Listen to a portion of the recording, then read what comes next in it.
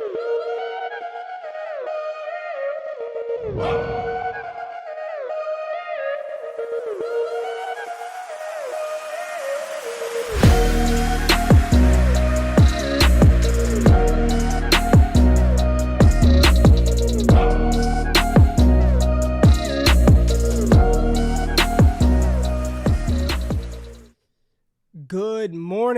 morning, good people. It is Tuesday, October the 12th, 2021. This is Wake Up with Ray G live every morning, Monday through Friday, 7 a.m. Eastern Standard Time. And I'm going to be real with y'all. And if y'all don't want to hear real talk, tap out, unsubscribe, unfollow, do whatever you got to do. But I'm going to be real because that's what I do. I keep it real. I'm going to say what people are thinking, but nobody wants to say. As I sit here in this Las Vegas Raiders sweatshirt today, a team that I want to root for growing up in Las Vegas, Nevada. You know, it's something that's grown on me. I live down here in Dallas. You know I'm a big Cowboys fan, but I started this season turning a new leaf because I wanted to support the hometown team.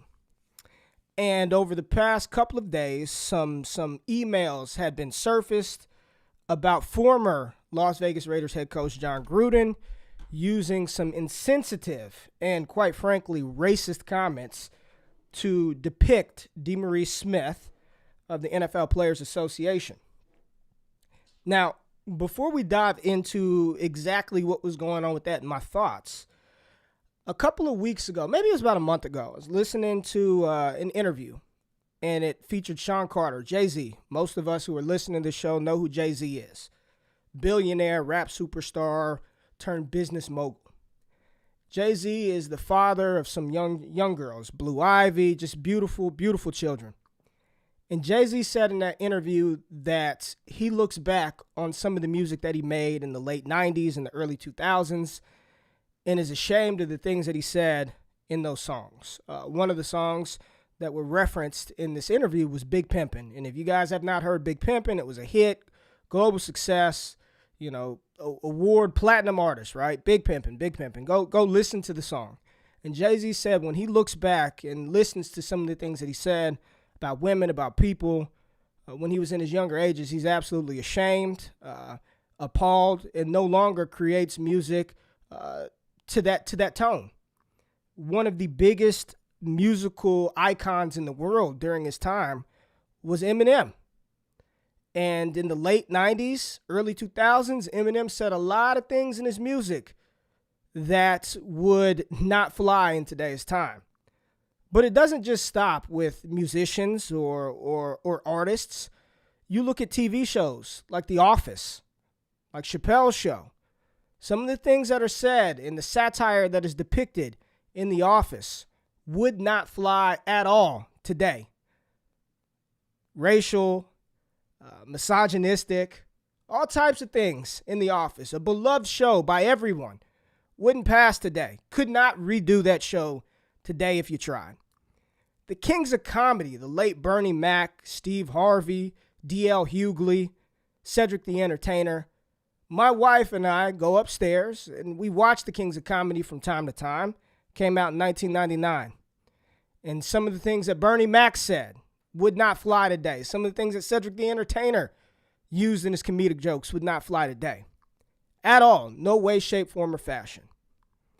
Because today is not what it was in the 70s. It's not what it was in the 60s. The 90s, the early 2000s. It's just times have changed. But it doesn't just stop with entertainers and comedians. When we were children, I was born in 1986. And I remember a movie that I loved as a kid because I thought it was so cool. The movie was titled The Indian in the Cupboard. The Indian in the Cupboard.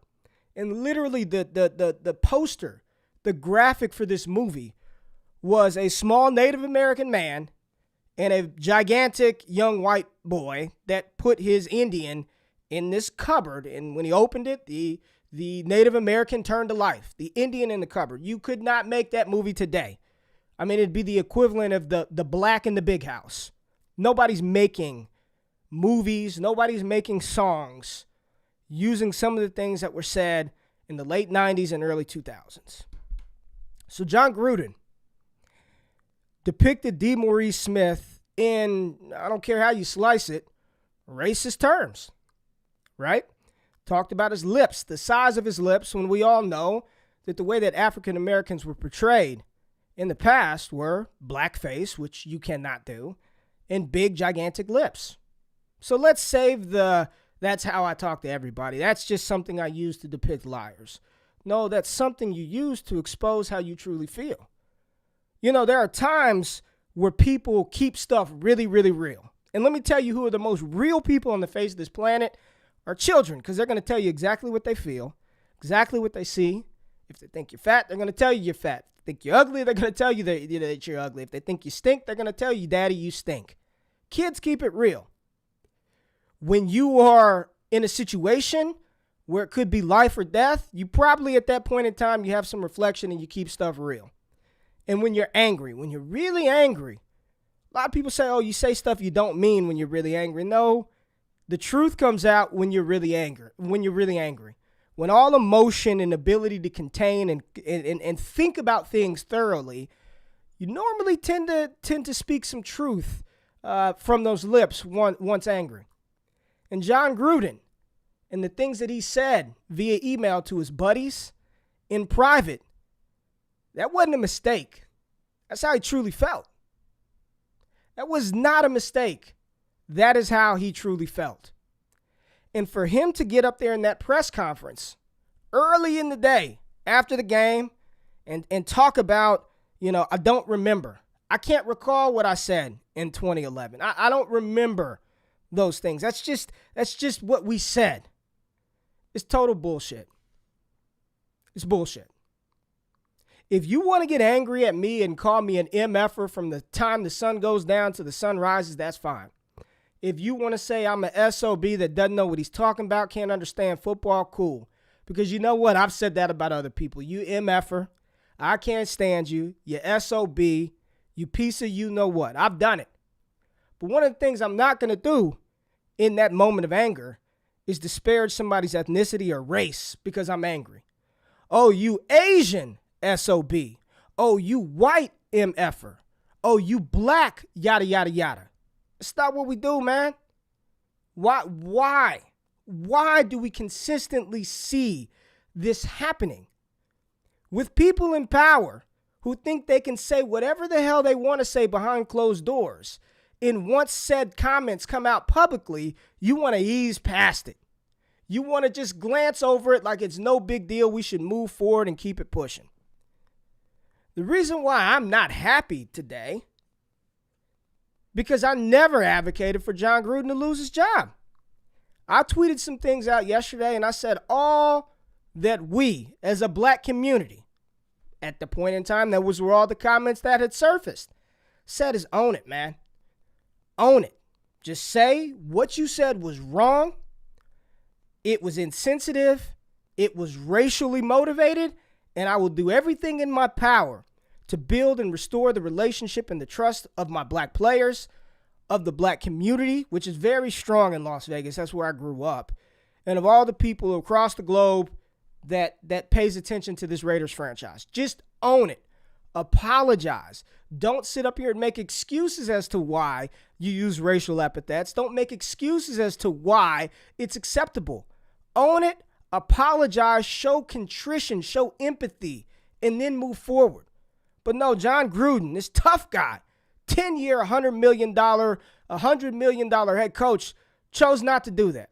He gave a half-ass apology and told the media, I don't want to talk about this anymore. And you know what? For about 9 hours, he was scot-free because nobody was really talking about it anymore. But then later on in the evening, last night during a fantastic Monday Night Football game, which we will get to, more emails surfaced where he not only continued to disparage people of different races than him, but women, the commissioner, lesbians, gay. He decided to just go on a tirade about all of these people. And now it comes to find out that it wasn't 10 years ago. And let's just stop with the 10 years ago. 10 years ago, it was 2011. I'm pretty sure the use of racial slurs in 2011 were still not acceptable. Okay? So let's stop that it happened 10 years ago. People want to give individuals, all types of people, passes for growth. He's not the same person he was 10 years ago. She's not the same person she was 10 years ago. Bull. Because for 10 years, you didn't think that would ever surface. For 10 years, you never thought in a million years these emails and conversations that not only you had but continue to have would not surface. So there was no growth. There was no remorse. There was no contrition. There was no mistake. That is who he is. Not was, is. Because that is who Jon Gruden is. Jon Gruden is an individual who uses racial terms to depict people that he's angry with that don't look like him. Jon Gruden is misogynistic. Jon Gruden is homophobic. And Jon Gruden today does not deserve to be the Las Vegas Raiders head coach. But you know what? He didn't deserve that prior to the second email. Because in this country, if Jon Gruden were only a racist, he would still have his damn job. And that's a shame. That's a shame. Because what he said about DeMaurice Smith should have been enough for individuals across social media platforms, in NFL circles, the damn commissioner of the NFL. That should have been enough for them to say, you know what? Let's look a little deeper into this. Jon Gruden, you need to go have a seat on the bench. But that wasn't enough. I bet you today Jon Gruden wishes all he used were racial terms. Because if all he did were talk about African-American people, Jon Gruden would probably still have his job today. And that's the reality of the situation that people don't want to talk about. People are telling me, Ray, he's already resigned. Why would you kick a man when he's down? He's already been fired. He's already said, I'm sorry. Because all of that, none of it mattered when he was just talking about people who look like me. Nobody across social media was calling for his head. Nobody was talking about how disgusting Jon Gruden was when he was only talking about black folks. And that's the real talk. And if you don't like it, I don't give a damn. But that's the truth, and that is why anytime I get an opportunity to use the small platform that I have to reach the small amount of people who will listen to me, who rock with me, I'm going to continue to fight for what is right in this country, on this space, in this sport, a sport comprised of 70% of people who look like me. So you know what, Jon Gruden? I don't feel sorry for you. And you know what? Everybody out there who's saying just it happened and we grow, miss me with all of that shit, man. Miss me. Because you ain't growing. You don't learn. You don't improve and become better until you first acknowledge your transgressions. Until you can look in the faces of the people who you impacted and affected and truly and empathetically say, I'm sorry for what I did. What I did was wrong, and I will do everything in my power to restore the faith and the trust in that community in which I hurt. Then, once you do that, you can grow. You can't cheat on your wife or your husband, not get caught for 10 years, finally get caught and say, I've grown, I've learned, I'm sorry, please forgive me, everything should be okay, let's move forward, it's over. No, Jon Gruden. You will not be let off the hook by me and hopefully by other people. And I hope players, current, former, come out and speak about what they know about this man. Because this was not a one-off situation. This continued for years across multiple emails amongst buddies. And he thought it would never come out. And I today am a happy Las Vegas Raiders fan and even more happy that that clown is out of the front office. So for everybody out there, let this be a lesson to you all. Because we have all said some things. Let's keep it a bean. We've all said some things in the past, hell, maybe even yesterday, that would get you removed from your place of employment. And for every coward out there, every coward, everyone who wants to put a wool over your eyes, who doesn't want to admit and doesn't want to hear true facts, and you talk about cancel culture, ain't nobody cancel Jon Gruden. Jon Gruden is being held accountable for his actions. And for those of you who continue to use that term cancel culture, you're telling on yourself. because there's nothing that John Gruden did that you should categorize as being canceled. What John Gruden happened to him is he is being held accountable for his actions. And that's what John Gruden, me, Jordan, and everybody out there listening to this show, if you do stupid shit and play silly games, you will be held accountable for your actions and you will win silly prizes. Jay, how you doing this morning, brother? I'm good, man. I was just listening to you, obviously, talk about this John Gruden situation. And it is important to talk about, like you said, how he not only attacked the black community, but also attacked the LGBTQ community and all the different people who he impacted with his statements, with his words. And like you said, people really don't change over their lifetime, especially like, what is he, 60 now? He's like, when you get to your latter years, you're not going to change a whole lot. But Ray, I think it was really well said, everything that you said. And I agree completely with what you said. We made a few notes about it. You added some things yourself. And I really appreciate you using your platform. And I hope that everyone who sees this, learns something from it, because I've been telling you, man, I learn from you every day with this kind of stuff because I wasn't exposed to things you were exposed to. And it's important that we have these conversations and we continue to as these things come up, because unfortunately, this is just a reality of our life, of, your country, my country, and just kind of the things that we have to deal with going forward. But we address them in the correct ways and help people learn from them. It's the only way we're going to get better over time. And listen, man, we're not absolved from that either, Jordan. You and I have had conversations since we met a couple of years ago where I've told you, hey, man, don't engage with that. Hey, man, take that down. And none of it was racial. None of it was disparaging towards an ethnicity or race. But I've told you, we just don't want that smoke. And you and I, a couple of months ago, we said we've got to look out for each other, because sometimes I get into it with people. Sometimes the emotion takes over. And there are some times where I literally have a tweet pressed out and I just say, don't press send. Let me just not do that. And we have to keep each other accountable for that, because that is truly what it is. It is not about being canceled. It's being held accountable. And there are consequences for every action. And honestly, Jay, at this point in time, I think I've said everything that I want to say or will say about the situation. I'm done with it. I said what I needed to say, and I'm honestly ready to talk a little Ben Simmons and talk about how freaking awesome Lamar Jackson was last night. So let's go ahead and get into the morning run. Wake up! This is the morning run. Run, Forrest, run!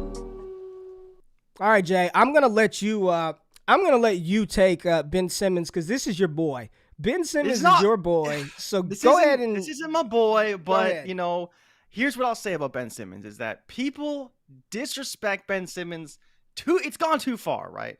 But either way, so there's reports that Ben Simmons is potentially, what would you call this? I know you're just doing your thing right now, but is it a renegotiation? Is it like, I don't know what this is, but basically, he's talking to Daryl Morey, I assume, more likely than not.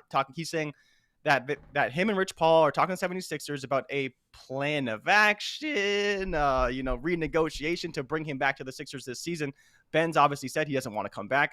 We haven't heard any more details on that. Just kind of this report came out. I believe Woj dropped it, saying that they're in talks of him returning to practice. Yeah. I think it's that he doesn't keep getting fined, or what's going to happen with his money, maybe some sort of settlement, maybe some sort of handshake agreement like we saw with Aaron Rodgers. But I don't really know what to make of this, because these things don't really happen in the NBA. Even when James Harden was kind of like holding out, he was still playing, he was still practicing. Ben Simmons is not practicing. Ben Simmons is probably not going to play, and he's not as talented as James Harden. So we don't really know where that leaves him in this ethos of the NBA and kind of how much power he really has. Now, having Rich Paul at his back is a big statement, because Rich Paul is very, very influential in the league, more so than people realize. He's the number one agent in the NBA.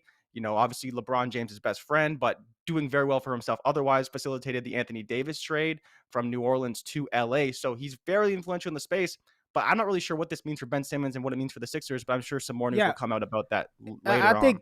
I think what it means is Ben Simmons is going to be playing in Philadelphia. They're going to figure it out, man. I think that's what it means, and there have been some sports commentators who have been all over this from the jump, saying that they don't believe that Ben Simmons will be playing any other place other than Philadelphia. And I think in conjunction with the fact that the Brooklyn Nets are going through their issues right now, and Steve Nash pretty much came out and said they are preparing to play half of their games without Kyrie, half or more of their games without Kyrie Irving, and there are reports that it's causing a dissension in the locker room to a certain degree. And I'm just going to tell y'all, I know we've been talking football for the past 2 months.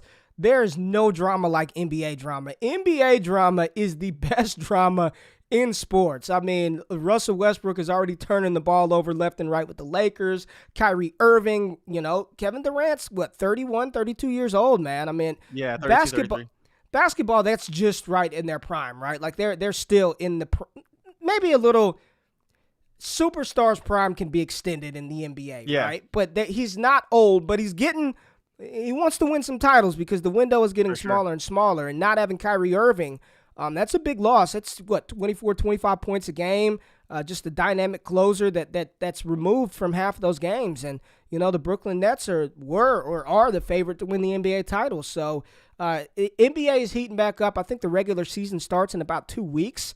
That's going to be fantastic for us to start to dive into some basketball. Dude, maybe get into some sports betting on the basketball side, man. That's going to be fun to kind of watch that play out. We definitely will. We'll have to hit up our boy Preston Johnson about that. The sports cheetah. He's a big basketball head, so we'll have to lean on him a little bit for the basketball bets. And then the NHL starts tomorrow, so maybe we'll talk about that tomorrow. But I'm loving the basketball news. All off season I've been kind of waiting for it to drop, and I just know that every day with the NBA there's going to be something. So I'm super excited for that. And then to add on to some news from yesterday, Juju Smith-Schuster is likely out for the season. He's going to miss 4 months after having shoulder surgery on a dislocated shoulder. They haven't ruled him out for the entire season, but again, 4 months, October 12th, basically done. He could return if somehow the Pittsburgh Steelers made like a really deep playoff run and he recovered a little bit earlier, but chances are he's out for the year. Clyde Edwards-Helaire confirmed he has a sprained MCL. He's going to miss the next 2 to 4 weeks. Ray, this is actually the same injury he sustained in his rookie season. So it'll be about a 3-week to 4-week timeline. That's how long it took him last time he had the similar injury. So I would expect that similar type of thing. And then the Boston Red Sox yesterday, they defeated the stupid Tampa Bay Rays. I was pretty excited about that. 6-5, bottom of the ninth. They walked it off with a sac fly. So they will be playing in the ALCS, in their first ALCS since 2019 when they won the World Series. So pretty excited for that. That should be pretty good. They're going to play either the Houston Astros or the Chicago White Sox. I hope it's the Astros. That's when they played who they played in the ALCS last time they went to the World Series. So excited for that. And the Dodgers are reeling after losing last night 1-0. The first loss they ever took with Max Scherzer at the helm. And the Giants are in position, I believe, tonight in Dodger Stadium to knock off the world champion Dodgers at home. Baseball, basketball, football, college football, like the sports world is just on fire right now, and I couldn't be more excited. Over the summer, there's really nothing going on, but now, Major League postseason, NFL in full swing, college football going, we've got the NBA coming back, and speaking of college football, we touched on it a little bit yesterday. So again, the AP Top 10, and we'll just be brief on here: Georgia, Iowa, Cincinnati, Oklahoma, back at 4, Alabama, Ohio State, Penn State, Michigan, Oregon, and Michigan State. Listen, man, I don't know. I don't know. You asked me in the show sheet who would I have in the college football playoff today. Georgia, Iowa, Cincinnati, Alabama would probably be my 4 right now. But the problem is you've got 5 Big Ten teams in the top 10. So they're just going to knock each other off. There are teams they have to lose because they're going to end up playing each other. Ohio State, Michigan haven't played. Ohio State, Penn State has not played. Michigan State, they haven't played. Iowa versus, these teams are going to face off in process of elimination. We're not going to have as many Big Ten teams sitting here, in the top 6 here in a couple of weeks. In Cincinnati, in the AAC, we'll see if Desmond Ridder and the Cincinnati Luke Fickell and that offense can continue to roll, but they've been playing really good on both sides of the ball. And then Iowa, I cannot believe we're talking about the Iowa Hawkeyes, number 2 in the country, man. This is just wild. But this is what college football is. Alabama's still sitting in prime position, given their loss, but they cannot suffer another one. And once they run up against Georgia, if they make it to the SEC title game, that could be the nail in the coffin for the Alabama Crimson Tide. But we got another strong slate of college football this weekend. And I think I'm going to do some prize picks college football stuff on the show. Okay. Probably Friday. Probably do. College has been good to me, man. With them soft lines, Bijan 100 yards, Kenneth Walker 82 yards. If you bet the over enough, you'll win more times than not. So I may do a little prize picks, college football stuff here. But I think that the star of the NFL this week, if I just had to pick somebody that was just head and shoulders above of any other player, the MVP of Week 5 in the NFL was Lamar freaking Jackson. I mean, what he did last night, my wife asked me before the game started, she's like, who plays Monday night? I was like, the Colts and the Ravens. And she's like, is that going to be a good game? She's like, is that going to be anything interesting? And my response to her was, Lamar Jackson's playing, so you got to watch it. Anytime Lamar Jackson is playing, you have to watch the game. And he did not disappoint. The Ravens looked bad for about 2 quarters. I mean, they were down at one point. I think it was like 22-9, 22-3. Something they were down multiple touchdowns, and it just looked like they couldn't get the running game going. They just couldn't stop Indianapolis, and then all of a sudden Lamar Jackson just does what only Lamar Jackson can do and finishes the game 37 for 43, 442 yards, 4 touchdowns. How many rushing yards did he have on the ground? Do you know, Jay, off the top of your head? I mean, he was 62 yards. 62 I just yards couldn't fit it all in the graphic. So he had 500 all-purpose yards. 500 all-purpose yards for Lamar Jackson against an NFL defense. And I don't care what the Colts defense is ranked. I know they've got DeForest Buckner on the D-line. I know they have Darius Leonard at linebacker. And I know that. And I know those 2 players are studs. And Lamar Jackson had 500 total yards of offense. 4 passing touchdowns, and probably could have had 2 more rushing touchdowns had he not fumbled one, and just punched. I mean, I don't know what to say, man. He is a unicorn of all unicorns, and while he's criticized for not being as consistent as Drew Brees and Aaron Rodgers, he definitely can throw the football. Like, let's stop with Lamar Jackson can't pass. Like, we got to stop that. But he doesn't have to be.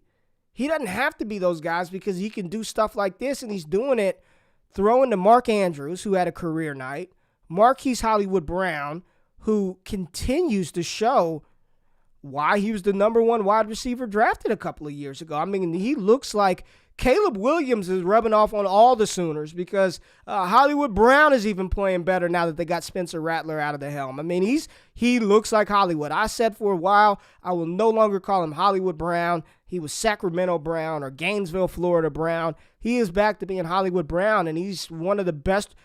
Listen, right now, for seasonal fantasy leagues, I'd rather Marquise Brown over A.J. Brown. I'll tell you that right now. I'd rather Hollywood over A.J., and AJ was going top. Right now for this season, I would rather Hollywood Brown over AJ Brown.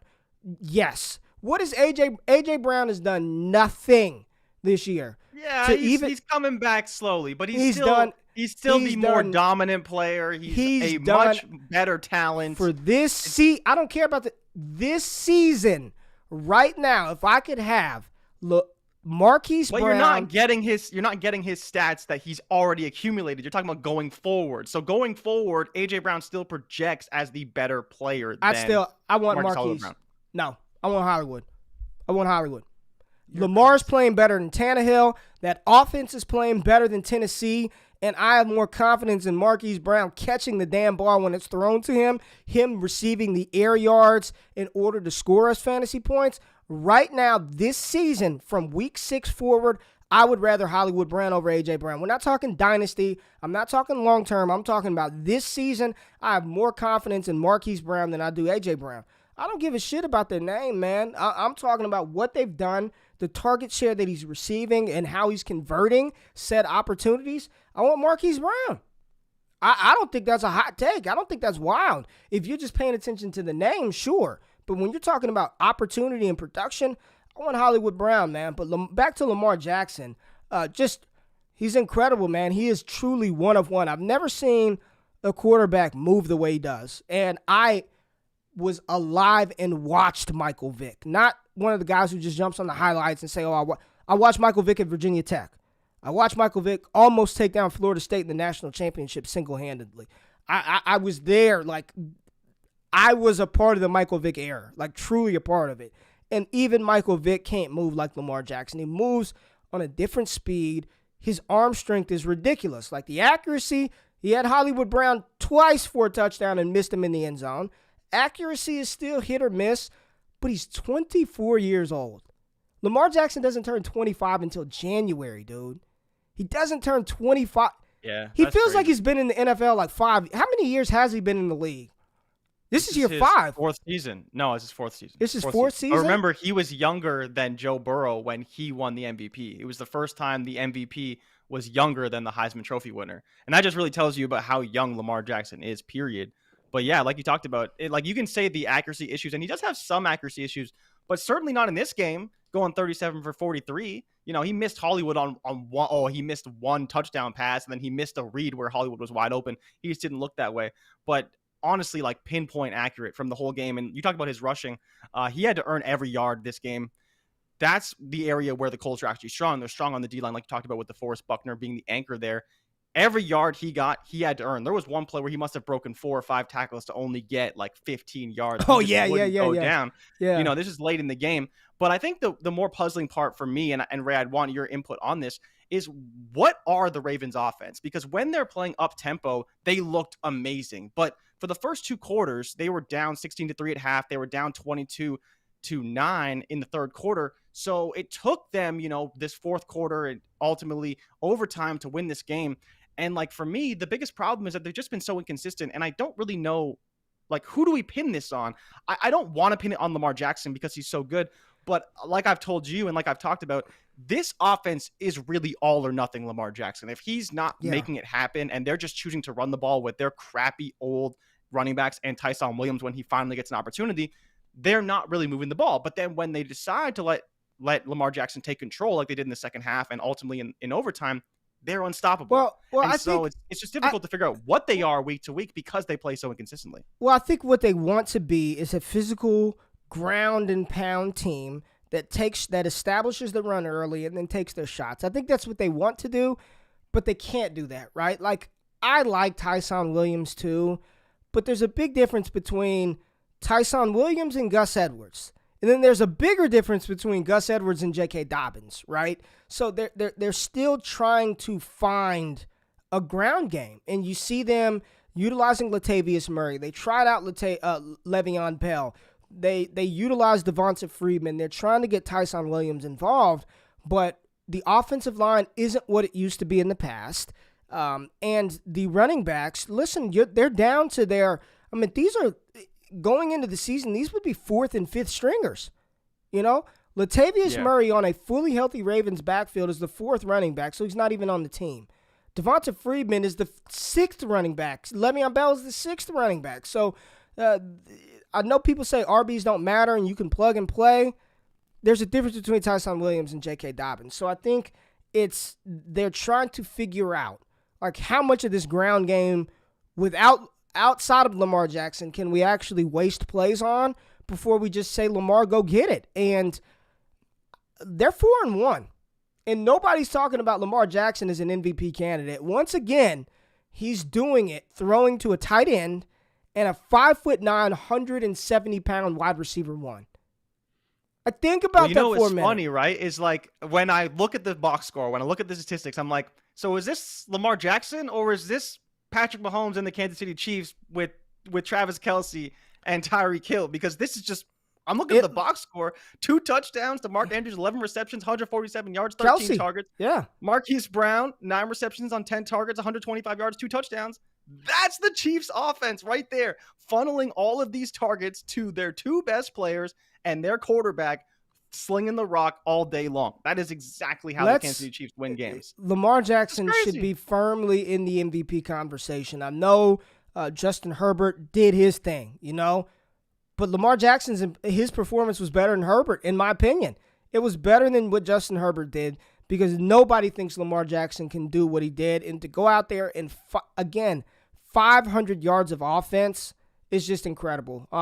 Now, there was a team that played on the other side of the ball. Carson Wentz did play a solid game. I mean, He was 25 for 35, 10 incompletions, 405 yards, 2 touchdowns. I actually think I'm underselling it. Carson Wentz played really well. 0 turnovers. 0. I had him for an interception last night. 0 turnovers. Jonathan Taylor, I don't understand what Frank Wright's doing. Like, why are you... Marlon Mack looked good. Naheem Hines looks good. But you have Jonathan Taylor. I would... 15 carries, 53 yards, and he did house that long pass play. 18 opportunities for Jonathan Taylor. It seems like you probably should get him involved a little bit more, right? I don't understand. You know, there were stretches where I thought JT was hurt at one point. I thought he was hurt. Yeah, so did I. Because it was just Marlon Mack. And I'm like, what's going on? Where's JT? Michael Pittman Jr., I continue to talk about him for everybody listening that plays Dynasty. He is still a screaming buy. I think Michael Pittman Jr. is really, really good. Like a solid wide receiver 2, wide receiver 3 type with upside. And he got in the end zone finally. He's a big body wide receiver that can move well. And he is the number 1 pass option in that Colts offense. He's a really good player. I couldn't be more impressed. Those 4 drives in the second half for the Ravens where Lamar Jackson marched them down the field methodically. I mean, there were 70-plus yard drives. And all we want to see is just the consistency. I want to see the Ravens go out there next week and do it again. And then go out there the next week and do it again and assert that dominance. And I do think Lamar Jackson, whatever his MVP odds are, I would be looking into maybe putting a little bit on that because he's playing as well as any other quarterback in the NFL right now. Anything else that you want to talk about from this game? Because I just thought it was just a game. This is a great performance from Lamar Jackson. That's all I can say about it is he was just outstanding, man. Yeah, no, I think you hit the nail on the head. And if you told me that these 2 quarterbacks would combine for over 800 passing yards, I would have told you were out of your damn mind. But to your point about Carson Wentz, he did fumble once, so not shocking there. Not quite 0 turnovers, but no interceptions, which was almost as shocking. Well, Lamar Jackson fumbled too, so I'm not going to knock Carson Wentz too much about that, but yeah. Yeah, but to your point, man, the Colts offense just kind of imploded. Like, they brought in Marlon Mack towards the end of the game. JT wasn't playing as much. They couldn't grind out the clock. There was the Calais Campbell blocked field goal that, turned the game on its head. But to your point about Carson Wentz, he put his team in a position to win at the end of the game, but Rodrigo was a little bit hurt. He had a hip injury, couldn't make the final field goal, and ultimately that cost him the game. Multiple missed field goals, extra points missed, all these various things. The Colts did play really well, and they played really well on defense. They just, at the end of the game, when it comes down to it, you can't stop Lamar with a pass rush running an up-tempo offense. Those guys are tired after two runs at it. Well, after that, Lamar's going to get away from whoever's running after him. Just an impossible task for those guys. I'm still seeing Lamar at 12-1 to win MVP. I don't know if it changes, but next week he plays your boy Justin Herbert at home. And that'll be that'll be the game of the week, I think, for a lot of people. Oh, and we'll see what Sunday happens night. with Is the that a spread. Sunday night game or is it a afternoon game? Good question. I think it's an afternoon game. I don't think it's a Sunday night game, but it might be. Man. It might be. Chargers Ravens next week. Chargers Ravens next week. And so I'm waiting for the spread to open because we can talk about this later. We get to it right now. But I took the Chargers. The Chargers were underdogs, 4.5 points to the Ravens. And I was hoping that this game would be a little bit low scoring. The Ravens wouldn't look too well. But they obviously played really well in the second half, and it probably doesn't help my spread odds too much. But, I mean, I still think that the Chargers have a really good shot of winning this game. They're obviously playing spectacular. But which Ravens are going to show up? They can't afford to get down early against the Chargers because they're probably, I'm not going to say they're not going to be able to come back, but they're probably not going to be able to come back. The Colts are very different than this Chargers offense. The Chargers offense put up 47 points last week, and they were down a lot. And I believe the one stat that I saw that we didn't talk about was there was 6 touchdowns scored in the fourth quarter in that Cleveland Chargers game. Yeah. So back and forth galore, and Herbert obviously prevailed. Not the same case here in this Baltimore Colts game where the Colts basically just imploded. Yeah, that's going to be – I'm excited for that one. Chargers-Ravens is going to be a good one. There were a couple of games we didn't talk about yesterday. This one, I mean, just 2 superstar wide receivers, Jamar Chase and Devontae Adams. Now, I don't think anybody is surprised that Devontae Adams had a bajillion targets and 206 receiving yards. My goodness, Devontae Adams. And then Jamar Chase, 159 and 1. There was a play where he tipped the ball up to himself, caught it, and got up and ran. He would have had over 200 if he had not been tapped down at that point in time. But, man, listen, I was on record saying that Devonta Smith was my wide receiver 1 coming into 2021. I was like, Smitty is 1. I got Chase at 2. Both of them, I had them in tier 1 by themselves. There's no question. I mean, Jamar Chase is the best rookie wide receiver in the NFL. I saw a stat that he's the first. He joins Randy Moss as the only 2 receivers in NFL history to have over 400 receiving yards and 5 touchdowns through their first 5 starts in NFL history. I mean, we go from one LSU receiver breaking Randy Moss's record to another LSU receiver who I don't think he's on the yardage pace that Justin Jefferson is. Oh, he is? Oh, he's on pace. He's on pace. He's 7th in the NFL in yards with 456, and he's got 5 touchdowns. He's tied for second. He is definitely on pace. You just extrapolate that out. Oh, and he's got an extra game too. Exactly, right? So you extrapolate it out to 15 games. That basically puts him already, at 1,350. You add on 2 games, he can easily hit 1,400. So he's definitely on pace to beat the record, potentially in 16 games, which would be great to see. But he would probably do it in the 17th game if he does stay healthy. Still averaging almost 20 yards per reception, which is 3rd in the NFL. And it's one of those things like we saw it in college, but we don't expect that level of deep ball prowess to extend to the NFL. You just don't see that translate at the same rate. 15 yards per reception, 16 yards per reception is great, but to be all the way at 20 for the volume he's receiving, it's just something spectacular to see. He's just going deep. He's scoring touchdowns. I think he's got a 12-plus touchdown ceiling. And like you said, he may break Justin Jefferson's record after all, which would be real unfortunate for Jefferson. But I know that if there's anyone he'd want to break his record, it would be Jamar Chase, which is really cool. And it's funny that those two are back-to-back in receiving yards on the season. Justin Jefferson, a couple of more yards, literally like 4 more yards than Chase.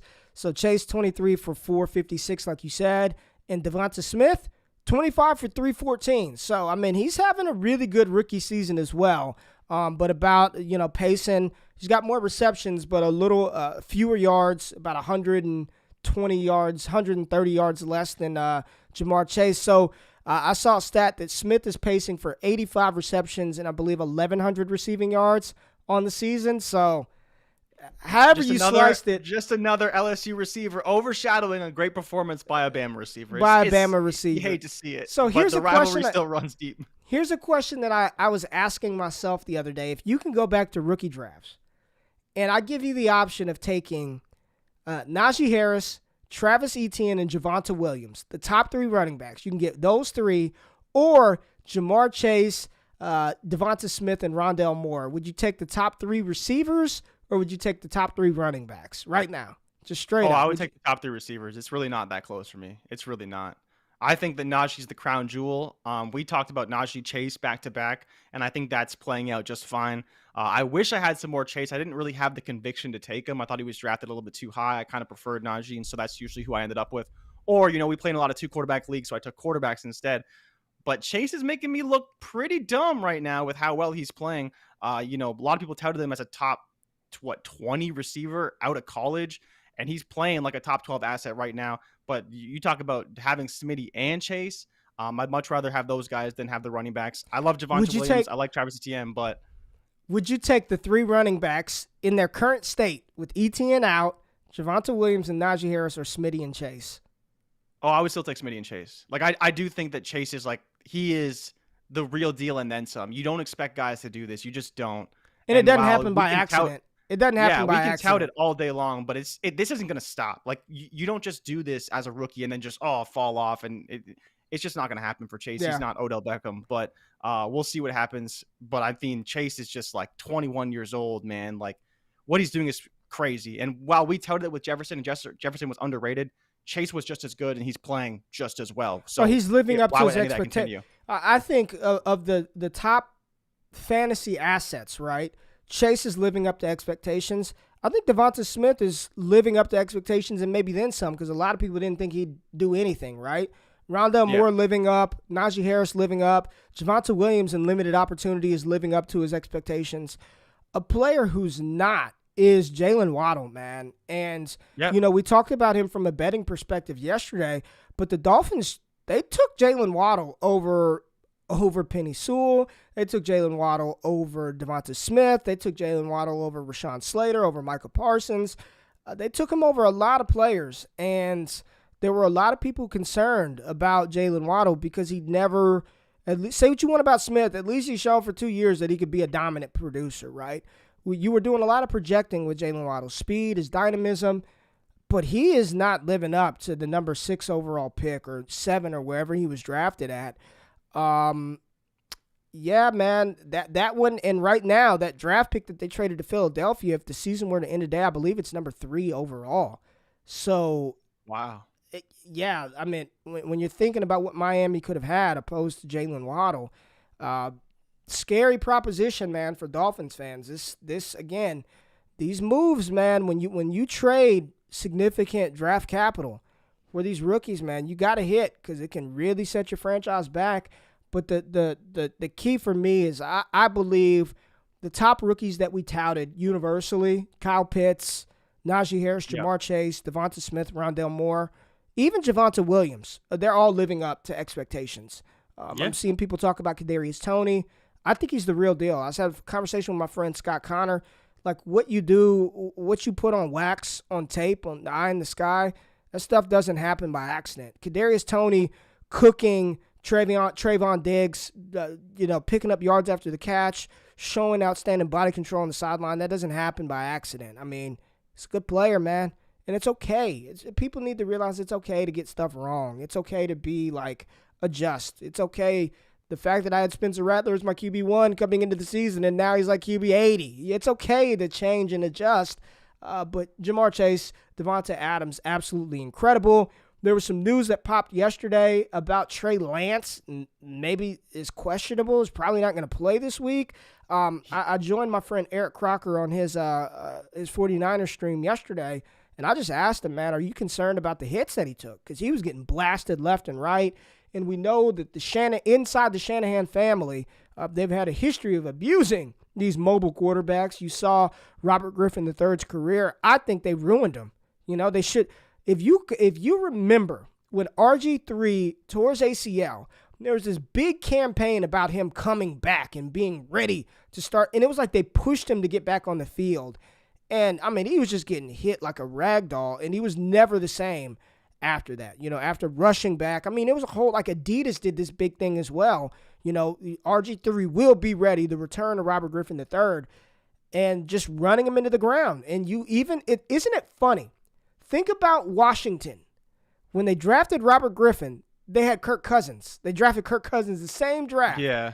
And it always felt like they wanted Kirk Cousins to play. The San Francisco 49ers draft Trey Lance, 3rd. And all Kyle Shanahan does is talk about Jimmy Garoppolo. It's the strangest, I don't know. And I saw some people in Crocker's chat say, I think that Kyle Shanahan truly wanted Mac Jones. And when John Lynch overrode that and was like, no, we're going to take him, Shanahan just kind of checked out. Because he doesn't look like this coaching genius. The offense looks super vanilla. They're getting bailed out by Deebo Samuel. I'm just relaying what I saw, that there are some people who believe that Shanahan really wanted Mac. John Lynch said, no, we're going to get this guy. Because it's like, does Shanahan even like Trey Lance? Does he want Trey Lance to play? Why on earth, outside of an injury, if he's hurt, I get it. But why are we doing this with these young quarterbacks? Justin Fields, if Andy Dalton's healthy, Andy Dalton's going to play. If Jimmy Garoppolo, you can't go back to him, man. You can't go back to him. But listen, he didn't play that well, in my opinion. Yeah. I say all of that 15 of 29, 192. His pick that was like 100 miles an hour, way over the receiver's head, deep to the safety. But he still ran the ball, 16 carries, 89 yards. But the biggest play, obviously, and I don't think this is when he got injured, was when he got stuffed on the goal line, trying to be a hero. And we talked about the Jalen Smith hit on Deshaun Watson. It reminded me exactly of that when I saw it. Just Trey Lance trying to be a hero. I don't know who the receiver was, whether it's a fullback, running back. literally right behind like three defenders. He could have just thrown the ball, but he didn't. He wanted to do it himself, and he just got stuffed. And I don't know if that's when he got his knee injury, but he does have a sprained knee. They haven't said the extent of the injury, but they are on bye this week, and he may miss next week. So we may go back to Jimmy Garoppolo next week. So we'll see what happens, but sucks that Trey Lance did get hurt. But when you talk about a guy who was probably running around for his life, still ran the ball 16 times, like you mentioned, taking tons of big hits, and like that one culminating probably at the goal line was the biggest one that I saw. He just got to get rid of the ball quicker. He's doing what he did in college, and it just doesn't work in the NFL. And we see this a lot with rookie quarterbacks. They try to run the ball. They try to stay away from these things. But again, it's the speed difference. You can compare him to Justin Fields, but Justin Fields is a little bit more used to this speed, a little bit more used to this rush, and just a little more poise in the pocket. And that's your difference between the talent and the rawness of Trey Lance and the more poised, collected nature of Justin Fields. And Justin Fields isn't running. And if you want to talk about that game, because the interesting storyline with that one was the running backs. And Justin Fields looked okay, in another game where he didn't really have to do a whole lot. I believe he only had 119 yards. But the biggest story was Khalil Herbert out-carried Damian Williams. We talked about it. We talked about Herbert. That would be the pick that he looked good all preseason. Shout out to Matt Bruning, who was all over Khalil Herbert in the pre-draft process. He looked good. 18 for 75. Damian Williams, 16 for 64. I think we see more Herbert. If you can pick up Khalil Herbert on the low, go get him, man. He looked good. Definitely. He looks like Jordan Howard. Maybe I'm just using the number. He does. He looks like Jordan Howard, doesn't he? Doesn't he look like the Bears? But he looks like good Jordan Howard when he was young and he was still spry and he could run. When he was spry. But 100% he does. He didn't get it in the end zone, and I think that was just like a circumstance thing. Damian Williams to get in the end zone, he caught a few passes like we talked about and expected him to, but he looked really good. And this is against the Raiders defense that I kind of thought would be able to take advantage of Justin Fields a little bit, forcing him into more throws, and they really couldn't. I don't know, circumstances and all these things going on in the Raiders. They maybe just weren't ready for this game. I understand that kind of stuff, but more importantly, the Bears just took advantage. The Bears defense played great. Derek Carr couldn't really move the ball. He couldn't get the ball to his weapons. And ultimately, the Bears won 20-9, and they played pretty well. The offense isn't quite there yet, but to have a solid running game is really important, especially while David Montgomery isn't healthy, because he's the guy who makes this whole thing tick. Yeah. And to have that, I think they had over 150 yards on the ground, and Justin Fields only ran the ball 4 times. That's everything he's going to need as a young quarterback to keep this offense moving. What do you think about A-Rob has just been a disappointment this year, man. Allen Robinson, you just can't trust him. Right now, I think Justin Fields, I think it's rough, whether that be the offense, the learning curve. Listen, quite frankly, all 5 of the rookie quarterbacks look terrible.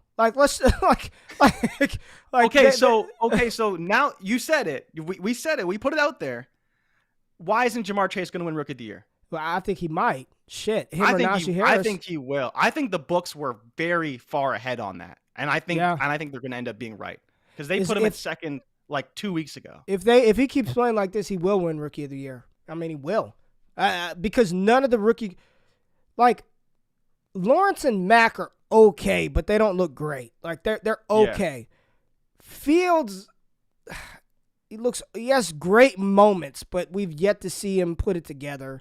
Lance looked like he was just out there just playing ball, man. just slinging it. Like, you see the talent, right? But he just I don't know. Calling him YOLO Lance. He's just he's YOLO runs, YOLO truck sticks. Just Lance is just YOLO 100-mile. Here, you know who Trey Lance is? Trey Lance is the Russell Westbrook of the NFL. Just 100 miles an hour. He really is. Like he's really. That's perfect comp. Trey Lance is the Russell Westbrook of the NFL right now. He's just the talent, insane. The athleticism, ridiculous. Russell Westbrook, probably the most athletic point guard outside of Derrick Rose in the NBA history, right? But it's just like there's no space to Russell Westbrook. It is 100 miles an hour or bust, and that's he doesn't know how to slow it down right now. That's Trey Lance right now. And again, it's his first game, so I'm having more fun and speaking tongue in cheek. But he's the Russell Westbrook of the NFL right now. And Zach Wilson, poor Zach, just the Jets just look bad, man. All these rookie quarterbacks look terrible, but I'm not panicked because they're rookies. It's early. But Jamar Chase it's Jamar Chase, Najee Harris, in my opinion, because Najee is literally carrying Pittsburgh, literally. Yeah. And the connection between Joe Burrow and Jamar Chase, there's rapport there. It's just like you and I doing a show together. We know each other. We can play. There's a feel. Good pick, Cincinnati. Jamar Chase looks like the real deal, man. He looks like the real damn deal. Listen, man. We touched on a lot today. I know we've got some future lines in here. I would talk about that tomorrow. We'll get into that tomorrow. Jay, I appreciate you giving me 20 minutes of the platform to just kind of talk about some stuff. I did something real quick. What do you think happens with the Raiders next? I mean, they hired the special teams coach as the interim head coach, which was strange to me because it sat to me when I heard that. I was like, oh, this is a clean house situation. Like, I think they have Gus Bradley there, and he has head coaching experience. But then they hire the special teams coach who's been coaching for 38 years, I believe I heard. He's been coaching the NFL for 38 years. There's no shot he's going to get that. Like, this just seems like we're going to clean house at the end of the year. And my friend Ryan Lopes, he just tweeted out a picture last night. And I don't know how to feel about this picture because we all know that Ryan Lopes is a Las Vegas Raiders super fan, right? He deserves to wear this sweatshirt, not me. I am a new fan. And he tweeted out a picture of Kellen Moore. And no, I don't know how to feel about that because as a new Raiders fan, I'd be happy with Kellen Moore in Las Vegas. But as a Cowboys fan, that would hurt my core. That would hurt my soul to the core if Kellen Moore left Dallas because I do not want that man to leave Dallas at all. I think he should be named the future head coach in waiting just like we did with Jason Garrett. But what do you think is next for Vegas? Is it like I feel bad for Derek Carr. Think about Derek Carr. Think about Derek Carr. Derek Carr said, "I'm not going to negotiate my contract in season." Now you're going to have a new coach come in. The Raiders aren't playing well, so they could have a decent draft pick, at least high enough to land one of the top quarterbacks because we don't even know who the top quarterback is. What happens with Derek Carr? What happens with Josh Jacobs and Henry Ruggs? And I mean, where does the franchise go from here? I think Carr's gone. I couldn't imagine whether it's a Joe Brady, whether it's a Kellen Moore, whoever it is that's going to replace him. I can't imagine they're going to want a Derek Carr to be their quarterback. They'll probably want someone with a little bit more spunk, a little bit more, better arm talent. Derek Carr's a good quarterback, but he's not one that I think is going to garner attention from different offensive coordinators, especially a guy like Joe Brady or a guy like Kellen Moore. They may want someone who just has a little bit more, maybe a Matt Corral, a little bit more spunk, can run the ball, can throw the ball a little bit further, just more used to a air raid air raid style offense that they've been running in the NFL. So I think he's kind of done, like not in the NFL per se, but I think he's going to have to kind of just move his way out because they're going to be bringing in a new quarterback, new offensive coordinator. And it's more importantly, the head coach isn't going to vouch for a player he doesn't really want on the team. Right. So if the head coach gets hired, decent, like high profile head coach, they're going to say, well, I still have Derek Carr. I need a new quarterback, whether it's next year, whether it's the year after that, when some better quarterbacks come into the class. I don't know what we're going to see, but I think better chances than not that he ends up gone and he just ends up, who knows where he could end up, but he end up as a quarterback somewhere, as a bridge quarterback, kind of like the Jared Goff route. But he's pretty good. So we'll see. I'm not really sure where he stands in the quarterback pantheon right now because he's not elite, but he's not bad. And so I'm not even sure who I'd compare him to. It's gonna be an interesting development to follow, but we talk about all these places where new potential head coaches could be. We talk about the Vikings, we talk about the Broncos, we talk about the Chicago Bears. Add the Las Vegas Raiders to that list. And speaking of the Jaguars, nobody is happier about the John Gruden news than Urban Meyer, who the Heat goes off of the lap dance grinding Urban Meyer, who probably once again did not travel home with his team. But Jay, appreciate you. Everybody out there, I appreciate y'all tapping in, waking up with us every single day. Don't be homophobic. Don't be a racist. Don't be misogynistic. Just be a good person. And if you don't like somebody, just call them an MFer and move on. I'll see y'all tomorrow. Peace.